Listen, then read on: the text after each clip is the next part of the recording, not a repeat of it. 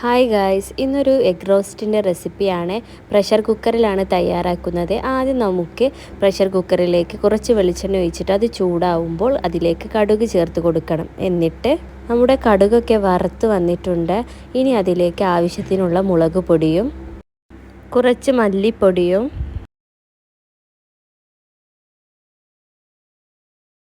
ആവശ്യത്തിനുള്ള മഞ്ഞൾപ്പൊടിയും ചേർത്തിട്ട് എല്ലാം കൂടെ ഒന്ന് നന്നായിട്ട് വഴറ്റി കൊടുക്കാം.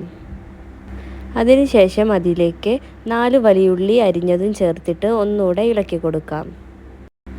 അതിനുശേഷം അതിലേക്ക് ഇഞ്ചിയും വെളുത്തുള്ളിയും ചതച്ചതും ചേർത്തിട്ട് നന്നായി ഒന്നുകൂടെ ഇളക്കി കൊടുക്കണം. പിന്നെ അതിലേക്ക് 2 പച്ചമുളക് അരിഞ്ഞതും 1 വലിയ തക്കാളിയും കുറച്ച് കറിവേപ്പിലയും ചേർത്തിട്ട് നന്നായി ഒന്നുകൂടെ വഴറ്റി കൊടുക്കണം.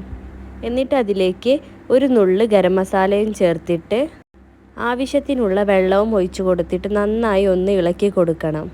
എന്നിട്ട് അടച്ചു വെച്ചിട്ട് 3 വിസിൽ വരുന്നത് വരെ വേവിച്ചെടുക്കാം. അപ്പോഴേക്കും നമ്മുടെ മുട്ടയൊക്കെ വെന്ത് വരുന്നുണ്ട്.